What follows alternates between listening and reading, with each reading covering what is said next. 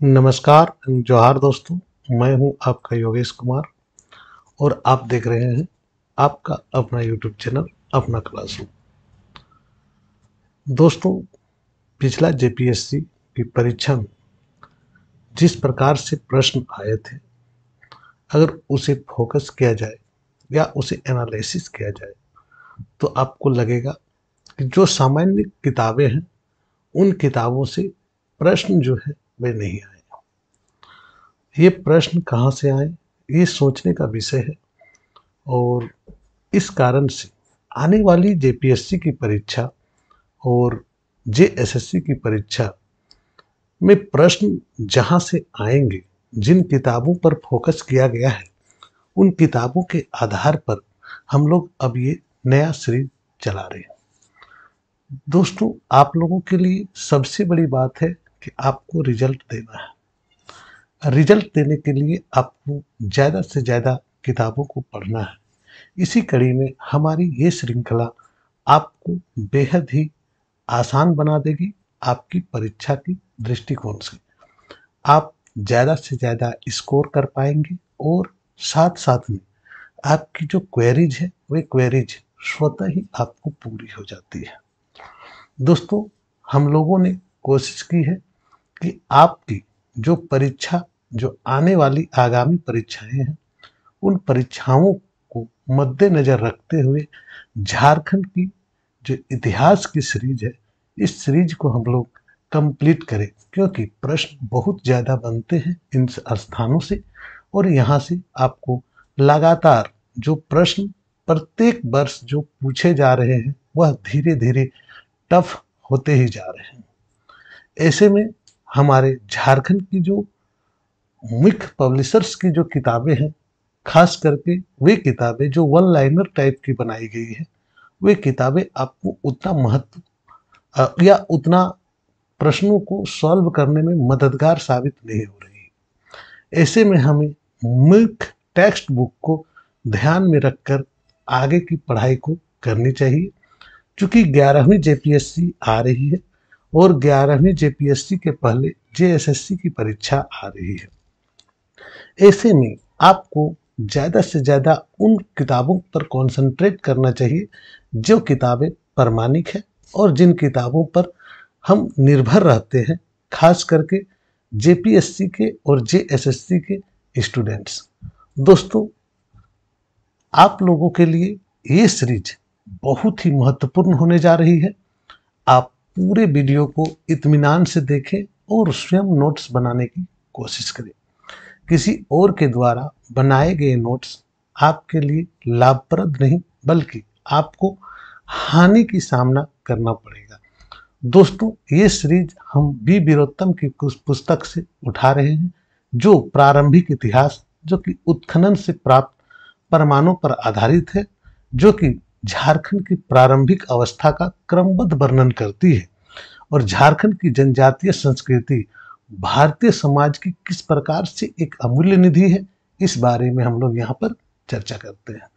दोस्तों, यह सीरीज एकदम प्रारंभ से झारखंड का जो आगमन हुआ, यहाँ किस प्रकार से जनजातियाँ आई, इन जनजातियों में कौन पहले आई, कैसे यहाँ आके बसे, क्या कारण रहा कि अन्य क्षेत्रों से आके यहाँ पर बसे, या यहाँ के जो मूल जनजाति थे वे कौन थे, इस बारे में हम लोग कंप्लीट चर्चा करेंगे।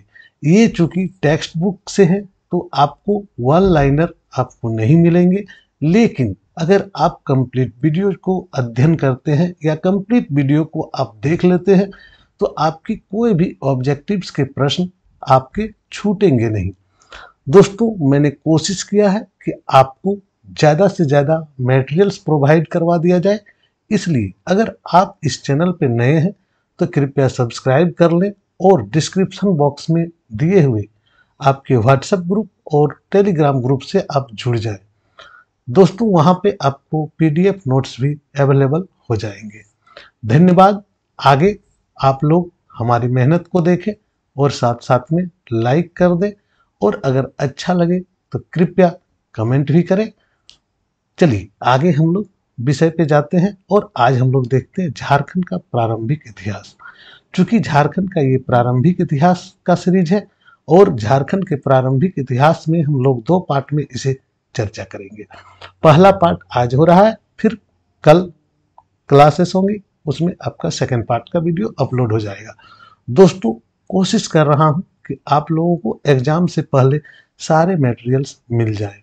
खोरठा सीरीज बहुत ही बेहतरीन रहा, जिसका बहुत ही फायदा स्टूडेंट्स को मिले हैं, लगातार मैसेज आ रहे हैं, और आपका झारखंड का भी ये सीरीज आपको बहुत ही फायदेमंद साबित होने वाला है। धन्यवाद। चलिए विषय पे चलते हैं। तो सबसे पहली बात है कि झारखंड जो है, ये जनजातीय संस्कृति जो भारतीय समाज की अमूल्य निधि माना जाता है। सुदूर अतीत की इस अविरल धारा आज तक प्रभावित होती आ रही है, और यह धारा कभी कभी विस्मृति के गर्त में खोई जान पड़ती है, किंतु अद्यतन इसका विशाल प्रवाह बना हुआ है, यानी कि वर्तमान काल तक इसका प्रवाह है। प्रागैतिहासिक काल में जिस समय इतिहास का आपका लेखन नहीं हुआ था, उस काल को हम लोग प्रागैतिहासिक काल कहते हैं। इस काल में झारखंड घनघोर महावनों से आच्छन्न था।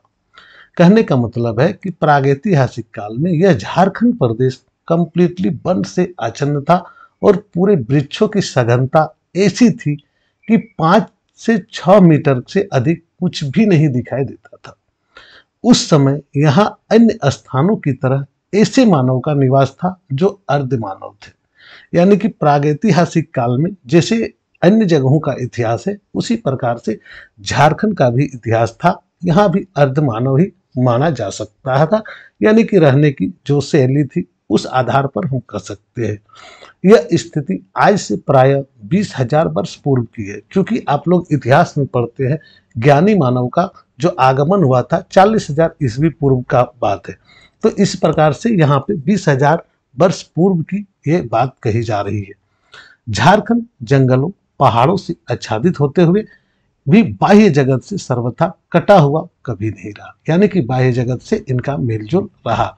अनंत काल से देश के अन्य भागों में से इस जातीय और सांस्कृतिक आदान प्रदान होता रहा। फिर भी प्रबल भौगोलिक प्रभाव के कारण यह क्षेत्र भारत के अन्य भागों से ऐतिहासिक एवं सांस्कृतिक दृष्टिकोण से बहुत कुछ भिन्न रहा।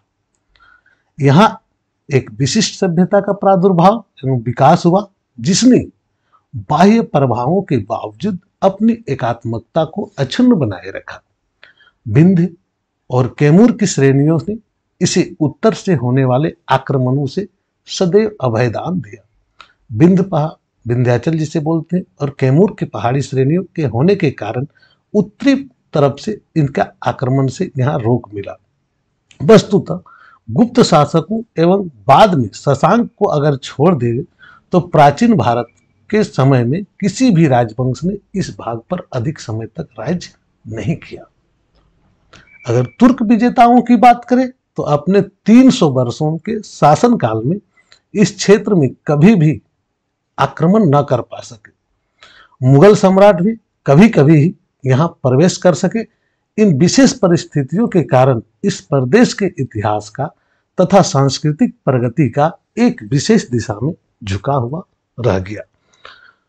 इसके वनों और पर्वतों ने भारतीय आदिम निवासियों के समुदायों को शरण दी, जैसे मुंडा, हो, उरांव, संथाल, चेरो तथा खरवारा। ये प्राचीन इतिहास है, इतना ही सटीक है जितना कि आप सोच नहीं सकते हैं दोस्तों। और इस सोच को आगे बढ़ाते हैं हम लोग और चलते हैं इसके दूसरे पॉइंट्स पे कि कहां पर क्या क्या हुए थे। नेक्स्ट पॉइंट्स में देखिए, यहां पर जैसे कि जब द्रविड़ों और आर्यों द्वारा अधिक उपजाऊ प्रदेशों से निकाले जाने पर ये आकर बस गए। कहां से? तो द्रविड़ और आर्य लोग जब आक्रमण किए भारत में, तब जो वहां के जनजाति लोग थे वे लोग वहां से भागे उपजाऊ जमीनों से, और इस बंजर उबड़ खाबड़ पर्वतीय जगह पे आके यहाँ पर निवास करे। यहाँ उत्तर पाषाण युग में अनेक अवशेष पाए गए। यहाँ की आदिम जनजातियों की संख्या दिन प्रतिदिन छिन्न होती जा रही है, परंतु इनके रहन सहन में एक ऐसी सभ्यता का परिचय मिलता है जो आर्यों से पहले से अब तक थोड़ा बहुत परिवर्तनों के साथ ज्यों का त्यों चला आ रहा है। अगर पुनः ऐतिहासिक युग में यहाँ पर अगर काकजोल शासकों, नागवंशियों, सिंगों और रक्सेलों तथा चेरों के प्राय छोटे छोटे स्वतंत्र राज्य ही रहे हैं, छोटे छोटे स्वतंत्र राज्य क्षेत्र विशेष पर रहे हैं। इनकी प्राकृतिक बनावट ने स्थानीय स्वतंत्रता के पनपने में सहायता पहुंचाई थी। जो यहाँ की प्राकृतिक बनावट है उस आधार पर क्या हुआ, क्षेत्र वाइज जो है एरिया विशेष पर एक एक साम्राज्य या एक एक राज्य बोल सकते हैं या एक एक शासक बोल सकते हैं जिन्होंने शासन किया। क्यों? क्योंकि यहाँ की पहाड़ी भूमि तथा वनों के कारण यहाँ के निवासी अत्यधिक मितव्ययी थे, सहनशील थे, परिश्रमी थे, युद्ध प्रिय रहे हैं। और मुसलमान आक्रमणों के बाद अगर हिंदू धर्म और संस्कृति के संरक्षकों ने उत्तर भारत से भागकर यहाँ पर शरण ली। जैसे कि आप जान रहे हैं कि मुस्लिम आक्रांताओं ने जब आक्रमण किया तब कई जगहों से जो उपजाऊ प्रदेश थे, जहां पर बहुत ज्यादा संसाधन थे, उन जगहों से भागे और वे लोग भी आकर कहां भागे, तो झारखंड में आकर शरण ली। अगर पुरातत्ववेताओं की खोज की बात करें तो उन्होंने कहा कि झारखंड की अधिकांश जनसंख्या प्रारंभ से ही अस्थायी रही है। आज जो हम लोग स्थानीयता के मुद्दे पे इतने लड़ रहे हैं, अगर प्राचीन झारखंड के इतिहास को अगर हम लोग दृष्टिगत करें तो आपको पता चलेगा कि अधिकांश जनसंख्या जो है यहाँ के अस्थायी ही है। यहाँ के मुंडा भाषी लोग एवं द्रविड़ उरांव आदि में इतनी समानता है कि इन्हें अलग अलग देखना बड़ा ही समस्यापूर्ण है। ये लोग भारत के विभिन्न क्षेत्रों से स्थानांतरित होते रहे और अंततः झारखंड में अस्थायी रूप से बस गए, यानी कि कई जगहों से भाग के और झारखंड में आके ये लोग बसे। अब हम लोग एक एक करके सभी का बसने का क्रम देखेंगे और कैसे कैसे सारे लोग यहाँ पर आए, इनके बारे में देखेंगे। क्या क्या सामान हमारे यहाँ मिला, जो सामग्री मिली पुरातत्वों वेताओं को, वो सारी बातें आज हम लोग देख लेंगे। इनका प्रारंभिक इतिहास उत्खननों से प्राप्त प्रमाणों पर आधारित है। यहाँ क्लियर कर दें, जो भी प्रमाण है वह उत्खनन पर आधारित जो प्रमाण है उन्हीं पर है, यानी कि प्रारंभिक इतिहास उत्खनन से प्राप्त प्रमाणों पर आधारित है। इनकी लोक कथाओं से भी थोड़ी बहुत सहायता मिलती है, परंतु अधिकतर जो है वह ऐतिहासिक प्रमाण है। ठोस ऐतिहासिक प्रमाणों के अभाव में इनकी प्रारंभिक अवस्था का क्रमबद्ध वर्णन करना कठिन है, क्योंकि ऐतिहासिक काल से यहाँ पर लोग रह रहे हैं। और ऐसे में अगर हम कहें कि नहीं एकदम कंप्लीटली ये प्रमाणिक प्रमाण होगा तो ये संभव नहीं है, किसी भी एंगल से संभव नहीं है।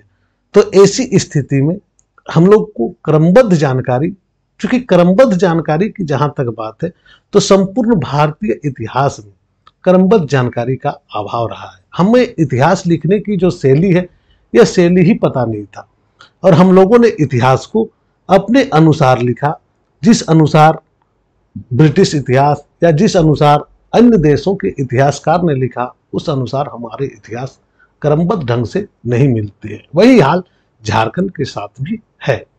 संभवतः जब सिंधु घाटी में कांस्यकालीन संस्कृति का विकास हो रहा था उस समय झारखंड में नवपाषाण संस्कृति विकसित हुई थी। अगर आप लोगों को सिंधु घाटी का कालक्रम पता है तो आप जान ले कि वह कालक्रम झारखंड के लिए नवपाषाण संस्कृति का कालक्रम है। यानी कि ऐसे में अगर किसी क्षेत्र विशेष को अगर छोड़ दिया जाए तो हमारे यहाँ की संस्कृति जो थी वह नवपाषाणिक संस्कृति रही। यहाँ चिकने पॉलिश किए गए पाषाण शिल्प उपकरण तथा कुठार प्राप्त हुए हैं। बुराहादी जगह है गांव, जिसमें 1870 में एक बॉल महाशय थे, उनको पत्थर का एक सेल्ट मिला था। बॉल पुरातत्ववेता थे, उनको पत्थर सेल्ट का मिला था।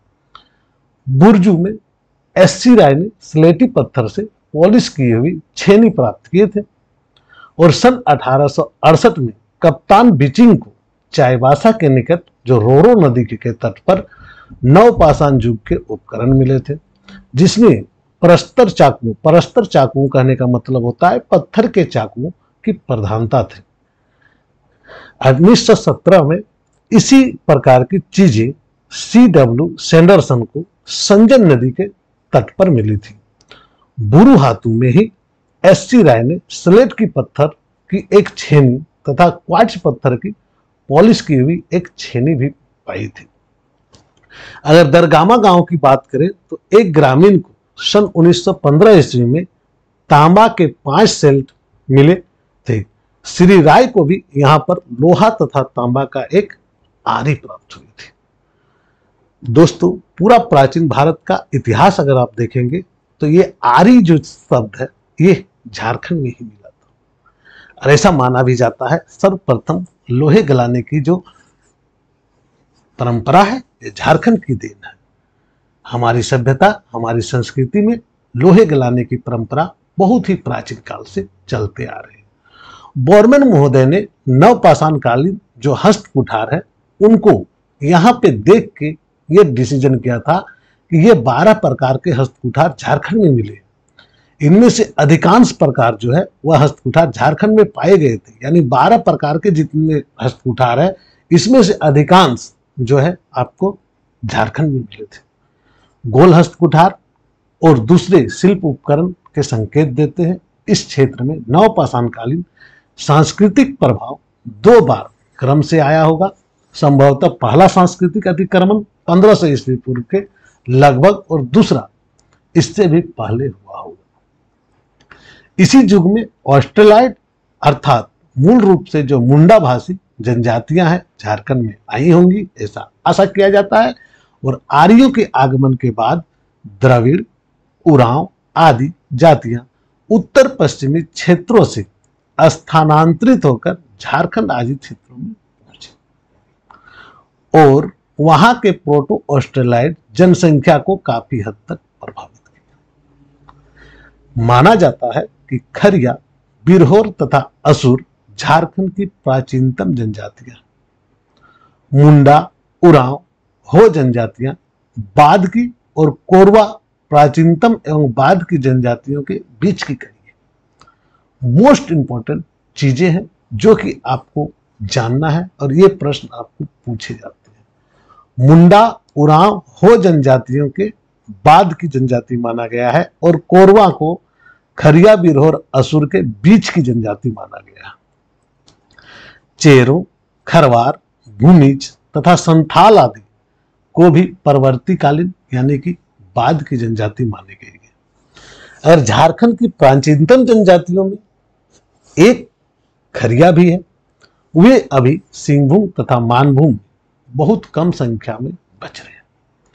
छोटा नागपुर खास में उनकी अपनी बस्तियां हैं। उनकी सर्वश्रेष्ठ स्थिति दक्षिण कोयल नदी के निकट की बस्तियों में है।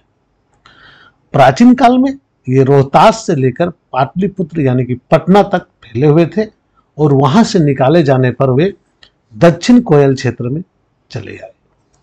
उनकी सर्वप्रथम बस्ती दक्षिण कोयल के तट पोरा नामक स्थान में बसी। वहां से वे छोटानागपुर के अन्य भागों में फैल गए। पोरा के बीरू, कसलपुर में इनकी दूसरी बस्ती बसी। कहा जाता है कि रोहतास पटना क्षेत्र में वे दक्षिण भारत की ओर से आए थे और उनकी बहुत सारी मान्यताएं भी मुंडाओं की बजाय द्रविड़ों से अधिक मिलती जुलती हैं।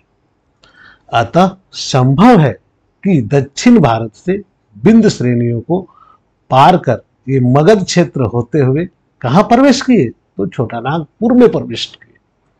ये है इन जनजातियों का आगमन की कहानी।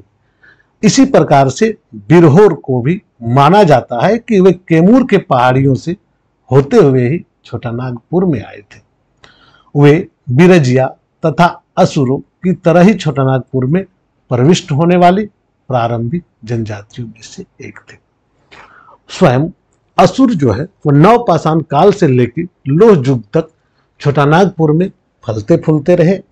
इन्होंने लोहा गलाने से लेकर भवन निर्माण तक की 12 कला सीख ली थी। और पूछा जाए कि छोटानागपुर की ऐसी कौन सी जनजाति है जिन्हें 12 कला का ज्ञान था, तो वह है असुर जनजाति। उनके बनाए असुर गढ़ों में अवशेष अभी भी यत्र देखे जा सकते हैं। कहा जाता है कि बाद के जो लोहार शब्द आया यह इन्हीं असुरों के वंशज है। अगर ऋग्वेद की बात की जाए, चूंकि वेदों में झारखंड का वर्णन नहीं के बराबर मिलता है, फिर भी ऋग्वेद में वर्णित असुरों से इनका कोई संबंध था या नहीं, यह कहना कठिन है।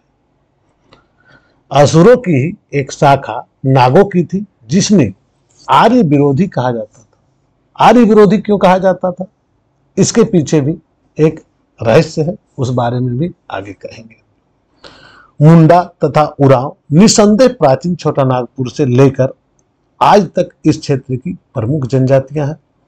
और मुंडाओं के छोटा नागपुर में प्रवेश का काल तथा मार्ग दोनों ही अभी तक अनिश्चित है। किसी को पता नहीं कि मुंडा किधर से आए, कैसे आके बसे, या किसी को पता नहीं। लेकिन बीसी मजुमदार ने कहा है कि पूर्ववर्ती अगर जनजातियों को पूर्व दक्षिण की ओर धकेल कर छोटा नागपुर खास पर मुंडाओं ने कब्जा कर लिया था, किंतु कई अन्य लेखक हैं इसे स्वीकार नहीं करते।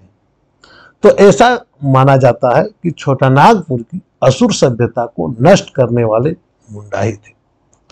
यानी कि 12 कलाओं के ज्ञान जो असुर थे, उनको अगर किसी ने नष्ट किया तो वह मुंडा किया। स्वयं मुंडाओं की परंपरा के अनुसार ये लोग आज के मध्य भारत और उत्तर प्रदेश क्षेत्र में तब भाग खड़े हुए जब वहां आर्यों का आगमन हुआ।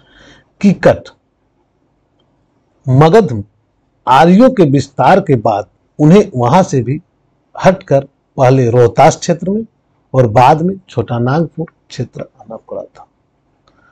बात करते हैं चेरो तथा सबर आदि जनजातियां, जो ऐतरेय ब्राह्मण तथा महाभारत की रचना, उनका वहां से पलायन बहुत बाद में हुआ। वाल्मीकि रामायण में भी इनके दक्षिण की ओर भागने का उल्लेख मिलता है। वाल्मीकि जी के रामायण जो है उसमें यह उल्लेख मिलता है कि ये लोग दक्षिण की ओर भाग गए थे। दोस्तों, वे अपने को मनु बेवास्त के छठे पुत्र, मनु के छठे पुत्र जो पुरुष था, उसके वंशज अपने आप को बताते हैं।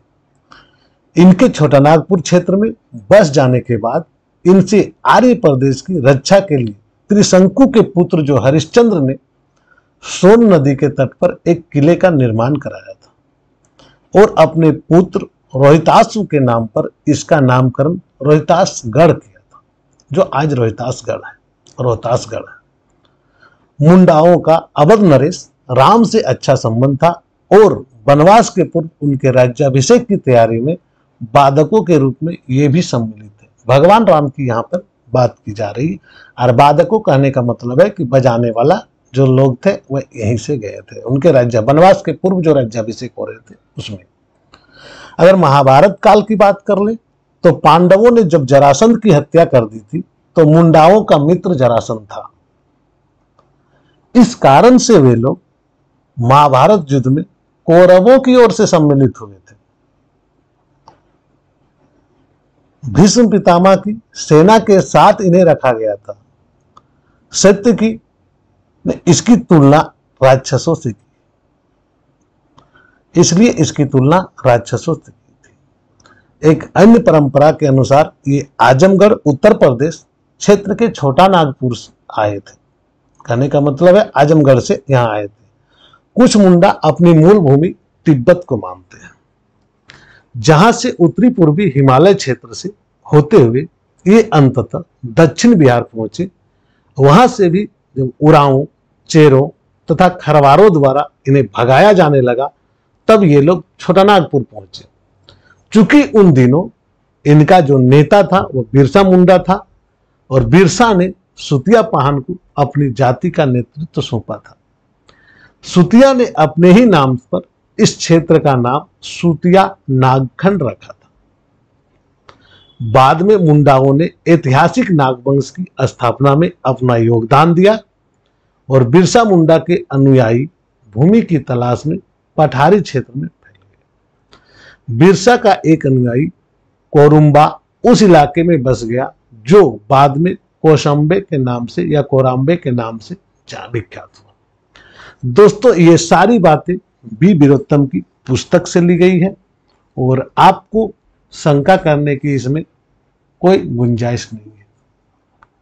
आपको कहीं कहीं ऐसी लगता होगा कि कंट्रोवर्सी बात है, परंतु मुझे भी लगता है, लेकिन आपको पढ़ना ये है ताकि आप ज्यादा से ज्यादा स्कोर कर पाए। द्रविड़, उरांव, मुंडाओं के बाद छोटानागपुर में कई प्रमुख जनजातियां हैं। इनका संबंध दक्षिण भारत तथा पूर्व के द्वीपों की जातियों से है। दक्षिण भारत से चलकर उत्तर पश्चिम होते हुए ये रोहतास क्षेत्र में पहुंचे थे। वहां वे चेरों, खरवारों द्वारा भगाए जाने पर ये छोटानागपुर में प्रविष्ट हुए और मुख्यतः छोटानागपुर खास तथा पलामू क्षेत्र में बस गए। इनकी एक शाखा राजमहल क्षेत्र में जाकर बस गई, जिसकी संतान आज माले कही जाती है। छोटानागपुर पहुंचने पर ओरांव मुंडा लोगों के साथ हेल मेल के साथ रहने लगे और ये अपने आप को खरक का वंशज बताते थे। इसलिए इन्हें कुरुक भी कहा जाने लगा और खरक शब्द की उत्पत्ति शायद द्रविड़ शब्द कुरुक से हुई थी, जिसका सामान्य अर्थ क्या होता है? चील। चील जो गिद्ध जो उड़ते हैं वो। इसलिए इनका संबंध कोंकण अथवा कर्नाटक क्षेत्र से माना जा सकता है, क्योंकि उसे ही उरांव लोगों का उद्भव स्थान माना गया है और कुछ उरांव इसे कुर्ग से भी जोड़ते हैं, क्योंकि इनके अनुसार कुर्ग ही उनकी मूल भूमि थी। अगर कहा जाए तो उरांव की मूल भूमि जहां भी रही हो, उसमें कोई संदेह नहीं कि उसकी जाति घुमक्कड़ थी और अनेक स्थानों से होते हुए ही ये छोटानागपुर पहुंचे थे। यह बहुत संभव है कि वह मूलतः दक्षिण भारत के ही निवासी थे, क्योंकि भाषाविदों ने कुरुक को कन्नड़ तथा तमिल के अनेक शब्दों को एक रूपता पाई है। यह भी कहा गया है कि मुंडा तथा ओरांव एक साथ ही उत्तरी पश्चिमी भारत से चले थे और यह घटना आर्यों के आने से पहले की थी, किंतु इसके लिए ठोस प्रमाणों का अभाव है। यद्यपि मुंडा तथा ओरांव दोनों ही अपने प्रव्रजन मार्ग में अजीमगढ़, जो आज आजमगढ़ है, हरदीनगर, जो आज हैदरनगर है, पिपरागढ़ तथा अंततः रोहतासगढ़ का उल्लेख करते हैं। दोस्तों, प्रारंभिक इतिहास थोड़ा कंट्रोवर्शियल होता है, लेकिन प्रश्न जब पूछे जाते हैं तब यहीं से लोग फंसते हैं और कोशिश करना चाहिए इसे एक सामान्य जो पढ़ाई है उसी पढ़ाई के अंतर्गत इसे पढ़ना है।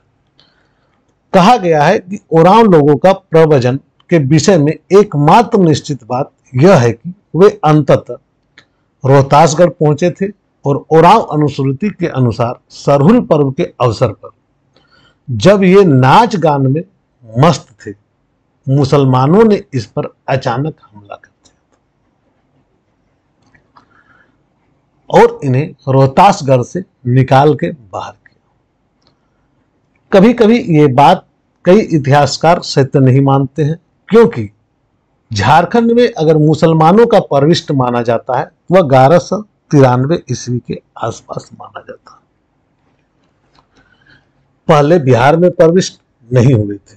रोहतासगढ़ पर उनका कब्जा माना जाता है वह भी 1539, जब शेर खान शासक हुआ करता था।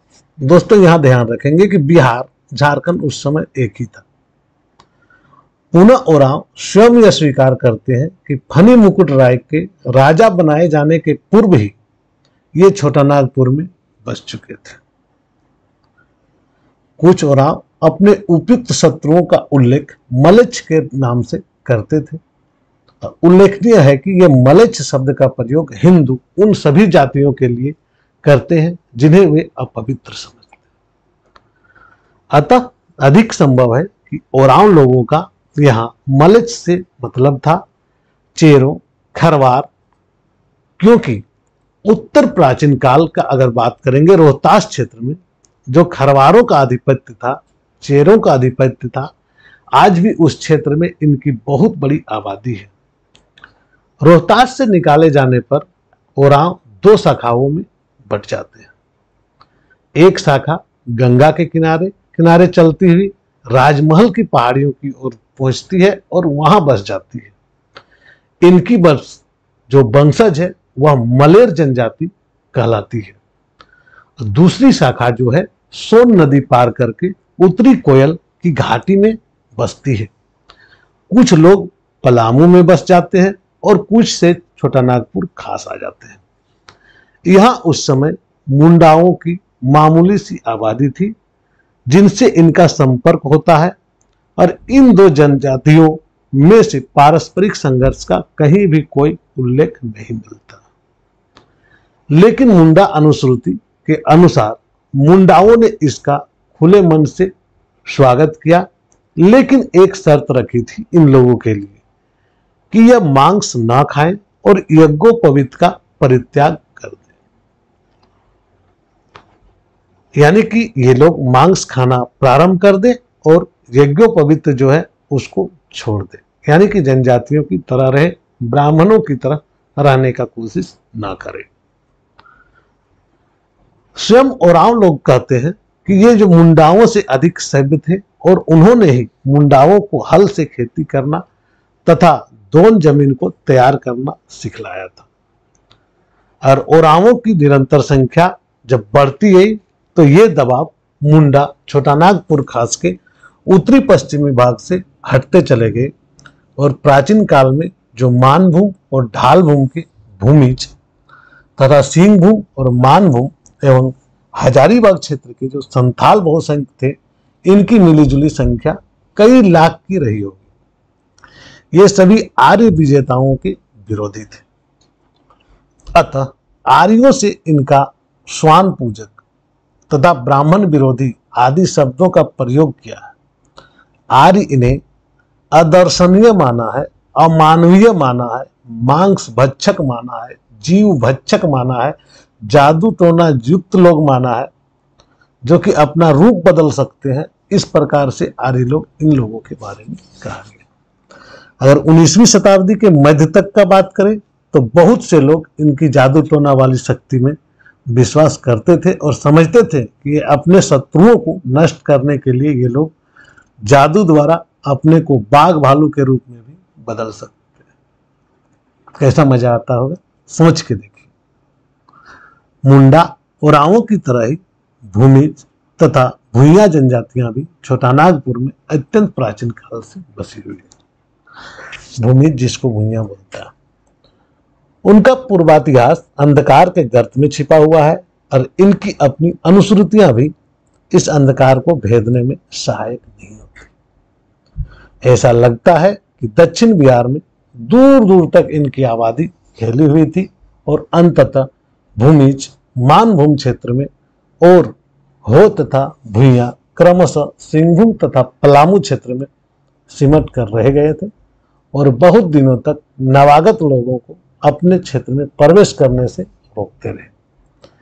किंतु ऐसा लगता है कि सिंहभूम में भी आर्यों का प्रवेश काफी पहले ही हो चुका था। और चाईबासा शहर को अमरनाथ दास ने कथा कोश में उल्लिखित श्रीवास नगर का नाम बतलाया। चाईबासा का नाम क्या था तो श्रीवास नगर बताया है। श्रीवास का शासक नरवाहन का नाम उन्होंने लिया है। उनके पुत्र के बारे में भी बताया है जिनका नाम ललितांग, और इनका विवाह जो है चंपा की राजकुमारी से हुआ था। हो भाषा तथा रीति रिवाज की दृष्टि से मुंडाओं से बहुत मिलते जुलते हैं और कहा जाता है कि सिंहभूम में प्रवेश करने से पूर्व वे कुछ समय तक छोटा नागपुर में रहे, किंतु आर्यों के बढ़ते प्रभाव तथा उत्पीड़न के फलस्वरूप उन्हें वहां से भी हटना पड़ा था। एक किताब है वंश प्रभा, उसमें लिखा है कि 12वीं से 16वीं शताब्दियों के बीच की है और सच्चाई जो भी हो कि कोल्हान क्षेत्र में इन्होंने आबाद किया और धीरे धीरे दक्षिण की ओर बढ़ते गए। वहां इन्होंने शरक भूइया तथा धुरवाओं को परास्त किया और भूइया सिंहभूम के प्राचीनतम निवासियों में से एक बन गए। लेकिन डाल्टन महोदय ने इन्हें द्रविड़ बताया है और ये लोग सिंहभूम में कब प्रविष्ट हुए इस पर मतभेद है। वंश प्रभा के लेखन के अनुसार 7वीं शताब्दी में इनका सिंह संपर्क हुआ, किंतु धीरज होता है कि अनुसार, धीरज होता नाम है के अनुसार सुल्तान इल्तुतमिश के समय में ये भोपाल क्षेत्र से यहाँ पहुंचे थे। देखिए, प्राचीन इतिहास में कंट्रोवर्सी रहते हैं, हर इतिहासकार अपने अपने अनुसार व्याख्या करते हैं, तो उन व्याख्याओं को ध्यान में रखते हुए हमें काम करना है। उपयुक्त वर्णन से क्या स्पष्ट होता है कि 1000 ईस्वी पूर्व तक चेरों, खरवारों तथा संथालों को अगर छोड़कर यहाँ उपलब्ध प्राय सभी जनजातियां छोटानागपुर क्षेत्र में बस चुकी थी, और छोटानागपुर खास में मुंडाओं, उराओं, सिंहूम तथा हजारीबाग में हो, मानभूम में भूमिज, पलामू में उरांव तथा बिरजिया, ये जनजातियां मुख्य रूप से थी। और पूर्व मध्यकाल में हजारीबाग में संथाल तथा पलामू में चेरो में खरवार आकर बसे। संथाल परगना में संथाल ब्रिटिश काल में आकर बसे, किंतु जैसा कि पहले ही कहा जा चुका है कि उत्तरी भारत में आर्यों से इनका निरंतर संपर्क बना हुआ था। दोस्तों, जब उत्तरी भारत में बौद्ध एवं जैन धर्म का प्रादुर्भाव हुआ, यानी कि 6वीं-7वीं शताब्दी में, तब झारखंड की जनजातियां भी इनसे प्रभावित हुई। इस समय तक किट कहा जाने वाला क्षेत्र वर्तमान रोहतास तथा भोजपुर जिलों तक सीमित रह गया था और शेष दक्षिण बिहार मगध के नाम से विख्यात हो चुका था। आर्य संपर्क में जनजातीय धार्मिक विश्वासों एवं मान्यताओं को तेजी से प्रभावित कर रहा था। भागवत पुराण में एक भविष्यवाणी की गई थी, जिसमें कहा गया था, जब कली युग का आरंभ होगा तब किक्कतों के बीच अंजन के पुत्र बुद्ध का जन्म असुरों को नष्ट करने में होगा। ऐसा भागवत पुराण में लिखा गया है। इससे लोग क्या संपर्क लगाएं? इससे लोगों ने स्पष्ट किया कि गौतम बुद्ध के जन्म के समय तक मगध में जनजातियों और विशेषतः मुंडों, ओराओं, चेरों और खरवारों की अच्छी खासी आबादी थी। अधिकांश मुंडा, ओरांव झारखंड क्षेत्र में बस चुके थे और यहां भी वे बाहरी प्रभावों से बहुत दिनों तक अछूते नहीं रह सके। बौद्ध धर्म का उस क्षेत्र में प्रचार प्रसार हुआ, जिसे आज संथाल परगना, पलामू, मानभूम, रांची और हजारीबाग कहते हैं। बाद में इस क्षेत्र में बौद्ध धर्म का लोप हो गया। एक अंधकार युग आया और झारखंड के पूर्व मध्यकाल तक बाहरी जगत से अलग थलग पड़ गया। कम से कम एक लेखक ने तो यह कह दिया कि गौतम बुद्ध का जन्म झारखंड में हुआ था और उनकी कर्मभूमि भी यही थी। तर्क प्रस्तुत किया उन्होंने, और उन्होंने लिखा कि पलामू क्षेत्र में उन स्थानों का उल्लेख किया जो उनके विचार में बौद्ध के जीवन से संबंधित थे। माना जाता है कि बुद्ध के अंतिम यात्रा के मार्ग अस्थि वन से कुशीनगर के लातेहार सतबरवा वाला मार्ग बताया जाता है। यह मार्ग है। इस लेखक ने जो प्रस्तुत किया था मत, वह विलक्षण है कि पलामू क्षेत्र के कुछ स्थानों का नाम वस्तुतः बुद्ध के जीवन से संबंध अनेक स्थानों के नाम से मिलते जुलते हो सकते हैं, किंतु पुरातात्विक साक्ष्य इसे प्रमाणित नहीं करते। वैशाली तथा अन्य स्थानों में हुए उत्खनन से प्राप्त साक्ष्य इस मत का समर्थन नहीं करते हैं, इसलिए इस लेखक के मत को अस्वीकार किया जाता है। फिर भी इसमें कोई संदेह नहीं है कि झारखंड क्षेत्र पर बौद्ध मत का गहरा प्रभाव पड़ा था। अभी भी झारखंड में अनेक स्थानों पर बौद्ध धर्म से संबंध अवशेष बिखरे पड़े हैं, और सर्वप्रथम पलामू में, जिसे उपयुक्त लेखक ने बुद्ध का जन्म स्थान बताया था, एक गांव है जिसमें मूर्तियां हैं। इसका शाब्दिक अनुवाद होगा मूर्तियों का गांव। एक गांव है मूर्तियां, यानी कि मूर्तियों का गांव। अभी हाल तक वहां अनेक बौद्ध अवशेष बिखरे पड़े हैं। इनमें से कुछ रांची विश्वविद्यालय के स्नातकोत्तर इतिहास विभाग के संग्रहालय में भी देखे जा सकते हैं। इनमें भी विशेष उल्लेखनीय 2 सिंह मस्तक है, जो सांची स्तूप के द्वारों पर उत्कीर्ण सिंह मस्तकों से काफी मिलते जुलते हैं। अगर करुआ ग्राम की बात की जाए तो यहाँ पर एक बौद्ध स्तूप है, जिसका विलक्षण विश्लेषण आज तक नहीं किया जा सका। मल्लों का बौद्ध धर्म के इतिहास से एक विशिष्ट स्थान था और ये डंडा, लखना तथा मरहटिया ग्रामों में अभी हाल तक मल्लों की काफी बड़ी संख्या रही है। दोस्तों, झारखंड के जिस भाग में आज कल हम लोग धनबाद जिला कहा जाता है, बौद्ध धर्म का एक महत्वपूर्ण केंद्र, उस समय मानभूम कहा जाता था, जो कि आज धनबाद जिला कहा जाता है, यह बौद्ध धर्म का महत्वपूर्ण केंद्र रहा। यहाँ का जो दालमी और बुद्धपुर में अनेक बौद्ध स्मारक बचे हुए हैं। दालमी चूंकि मानभूम में पड़ता था और वह स्वर्णरेखा नदी के उत्तरी तट पर स्थित था। यह स्थान दियापुर दालमी के नाम से भी जाना जाता है। एक इतिहासकार है टी ब्लॉस ने यहाँ पर 5-7 किलोमीटर के क्षेत्र में बौद्ध अवशेष देखे थे और बेगलर के अनुसार इन अवशेषों को 10वीं शताब्दी का माना जाता है।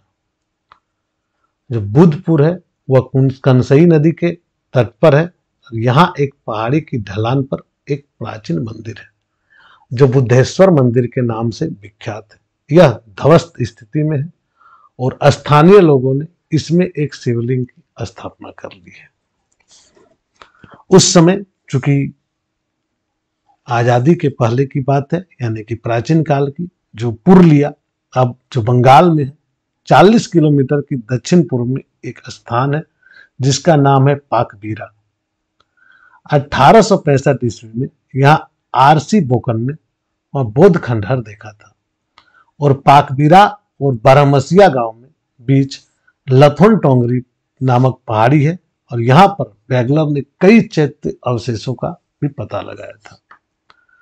पुरुलिया के 6 किलोमीटर दक्षिण में एक कर्रा ग्राम है और कर्रा से 3 किलोमीटर उत्तर पश्चिम में घोलमारा है। यहाँ एक ऊंची जगह पर एक बाग में 1919 ईस्वी में ए शास्त्री ने कई बौद्ध खंडहर देखे थे। यहाँ काले तथा चिकने पत्थर की एक मूर्ति भी मिली थी और यह मूर्ति पूरी तरह से टूटी फूटी थी, परंतु मूर्ति की बाहें टूटी थी, लेकिन सुंदरता अत्यधिक थी सुंदर और यह बहुत ही प्रभाव डालती थी। मूर्ति का मस्तक काला तथा अत्यधिक चिकना था। 8 किलो वजन वाला यह मस्तक शास्त्री के अनुसार कहा जाता है कि बुद्ध का था। पूरे चेहरे से पवित्रता झलकती थी। उपयुक्त मूर्ति से प्राय 18 मीटर की दूरी पर देवी प्रतिमा के ऊपर एक सिंह को सवार दिखाया गया था। सिंह के नीचे दबी देवी जो है वह अष्टभुजी थी और इसके एक हाथ में तलवार थी। मिट्टी में आधी दबी पड़ी एक पट्टिका पर लिखा था, श्री दानपति साधोकस्य। याद रखेंगे, श्री दानपति साधोकस्य। अभिलेख की नागरी लिपि अर्ध बांग्ला जान पड़ती थी और लिपि 1080 ईस्वी की देवपाड़ा प्रशस्ति से काफी मिलती जुलती। बहुत ही इंपॉर्टेंट, बहुत ही माइनर सी बात है जो कि आपको जेपीएससी के कैंडिडेट को जानना चाहिए। और वर्तमान हजारीबाग जिले में ग्रैंड ट्रंक रोड पर बरही के निकट एक गांव है जिसका नाम है सूर्यकुंड। वहां 4 उष्ण मतलब गर्म झरनों के अतिरिक्त यहाँ एक प्राचीन देवस्थल भी है। सन 1918 में FM होलो ने यहाँ 5 तरह से पत्थर देखे थे, जिसमें से एक पत्थर पर बुद्ध की आकृति उत्कीर्ण थी। अगर वर्तमान रांची जिला के खूंटी नगर से 3 किलोमीटर दक्षिण पश्चिम में अगर जाते हैं तो एक ग्राम है जिसका नाम है बेलवादार। यहाँ पर एक टीला जो बौद्ध विहार के अवशेष की तरह जान पड़ता है। इस टीले में 2 मीटर भीतर ईंटों की नींव है जिसके ऊपर कभी एक काफी बड़ी इमारत रही होगी। ईंटों की आकार मौर्यकालीन ईंटों की तरह है। SC राय ने इन ईंटों को नापा भी था और इनके अनुसार औसत आकार जो है 17 गुना 10 गुना 3 थी। उल्लेखनीय है कि यह सांची स्तूप की ईंटों के ही आकार की थी जो कि 16 गुना 10 गुना 3 की थी। सांची स्तूप का कितना था? 16 गुना 10 गुना 3। एक आप रांची जाते होंगे तो रास्ता में एक स्टेशन मिलता है, छोटा सा हॉल्ट, जिसे गौतम धारा स्टेशन के नाम से जाना जाता है। और हाल में जोन्हा जलप्रपात पहुंचने वाली ढलान गौतम बुद्ध की एक प्रतिमा मिली थी, जिसे अब किसी ने हटा दिया है। अभी हाल में गुमला जिला के बानो रेलवे स्टेशन से 5 किलोमीटर दूर कुटुंगा ग्राम में बुद्ध की एक प्रतिमा मिली। पुरातत्व विभाग द्वारा चित्रित और पंजीकृत किए जाने के बावजूद यह अभी भी खुले आसमान के नीचे उपस्थित पड़ी है। यह झारखंड की दुर्भाग्य है। जमशेदपुर के निकट पटम्बा ग्राम के पास भूला नामक स्थान है और यहाँ अनेक मूर्तियां हैं, जिनमें कम से कम 2 निश्चित रूप से बुद्ध की है। ये मूर्तियां अभी तक न तो चित्रित हुई है और न ही पंजीकृत। ईचागढ़ में भी जो उच्च माध्यमिक विद्यालय है, उसकी दीवार में महाश्री तारा की एक सुंदर प्रतिमा काफी दिनों तक जड़ी रही। सन 1984 में इसे चित्रित एवं पंजीकृत कर रांची संग्रहालय ले गया। एक सिंह और 2 बाहों वाली महाश्री तारा की यह प्रतिमा व्याख्यान अथवा धर्म चक्र मुद्रा में है। दोस्तों, झारखंड के इतिहास में ऐसे बहुत सारी चीजें हैं जिसे आपको जानना है। राजलीला मुद्रा में यह प्रतिमा एक सिंहासन पर अवस्थित है और प्रतिमा के मुकुट पर एक आकृति उत्कीर्ण है, जिसे छत बिछत होने के कारण पहचानना कठिन है। प्रतिमा से बाईं ओर एक जाता की आकृति है, दाईं ओर अशोक कांता की आकृति है। प्रतिमा के एकदम बाईं ओर आर्या जांगुली की आकृति है और महा मयूरी की भी एक छोटी आकृति है। इसके पंखों को पहचान पाना कठिन है। समवेत रूप से यह प्रतिमा कलकत्ता संग्रहालय वाली तारा प्रतिमा से कम आकर्षक नहीं है। राजमहल से 28 किलोमीटर की दूर में एक स्थान है कांकजोल, जिसकी उत्तरी सीमा पर गंगा के पास ईंट और पत्थर की बनी एक मीनार मिली। कनिंघम ने इसे बौद्ध मूर्तियां देखी। इसमें कहा जाता है कि झारखंड में बौद्ध धर्म का प्रसार तथा उपयुक्त स्मारकों का निर्माण का कार्य संभवतः बुद्ध के जीवन काल में ही हो गया था। महाधर्म चक्र परिवर्तन के बाद तथागत 45 वर्षों तक मध्य देश के जनपदों में परिभ्रमण करते रहे थे। इस मध्य देश में कुरुक्षेत्र से संथाल परगना तथा हिमालय की विंध्य श्रेणी तक का इलाका शामिल था। संभव है कि इसी परिभ्रमण काल में तथागत झारखंड भी आए होंगे और चंद्रगुप्त मौर्य इस क्षेत्र से परिचित था। यहाँ की जनजातियों पर अशोक का अस्पष्ट सा नियंत्रण था। उसने शिलालेख संख्या 13 में भी इस क्षेत्र को आटवी या आटव के नाम से उल्लेख करता है। मोस्ट इंपॉर्टेंट क्वेश्चन, 13वें शिलालेख में आटव या आटवी के नाम से झारखंड का उल्लेख अशोक ने किया है। D.R. भंडाकर ने ठीक ही लिखा है कि आटवी प्रदेश बाघेलखंड से उड़ीसा के समुद्र तट तक फैला था और इस क्षेत्र में वह इलाका भी निसंदेह शामिल रहा होगा जिसे आज झारखंड कहते हैं। उड़ीसा के सीमावर्ती अभिजित जनजातियों के विषय में अशोक कलिंग शिलाभिलेख संख्या 2 में कहता है कि उन्हें मेरे लिए धम्म का आचरण करना चाहिए, जिसमें कि वे लोक कथा तथा परलोक की प्राप्ति कर सकते हैं। दोस्तों, अशोक का शासनकाल में आटव कहा जाता था और आटव बहुत ही बढ़िया है आपको याद रखने के लिए। अर्ध स्वतंत्र जनजातियां संभवतः झारखंड की थी, जो आटवियों की परिगणित थी। अशोक द्वारा भेजे गए धर्म प्रचारक दलों का एक आटव जनजातियों के बीच भी भेजा गया था। इस दल का नेता रक्षित था। ध्यान रखेंगे, अगर पूछा जाए कि बौद्ध धर्म के प्रचार के लिए जो झारखंड आया था उसे किस नाम से झारखंड भेजा गया था और उनका जो है नेता का क्या नाम था, दल के जो नेता था, तो दल के नेता का नाम रक्षित था और जो कि आटव प्रदेश के नाम से आटव जनजातियों के बीच में आया था। बुद्ध घोष के रक्षित द्वारा उपदेशित क्षेत्र को बनवास कहा गया है। बिहार में कनिष्क का क्षत्रप वंशफर था और उन्होंने पुलिंदों को बौद्ध धर्म में शामिल किया था। कनिष्क के सिक्के रांची जिला में मिले हैं। ऐसा लगता है कि समस्त आटविक क्षेत्र पर उसका नियंत्रण था, किंतु मगध से दक्षिण के वन प्रांतर में जब समुद्रगुप्त का प्रवेश हुआ तब यहाँ बौद्ध धर्म का प्रभाव शुरू हुआ था। जब कट्टर सेव शशांक, बंगाल जो शासक थे, बंगाल, बिहार तथा उड़ीसा पर प्रभुत्व हो गया, तब उन्होंने बौद्धों का उत्पीड़न शुरू किया था और पश्चिम की ओर हर्ष और पूर्व की ओर भास्कर बर्मन द्वारा दबाए जाने पर उन्होंने अपनी राजधानी पुंड्रवर्धन को खाली कर दी और दक्षिण बिहार के पर्वतीय क्षेत्र में चला गया।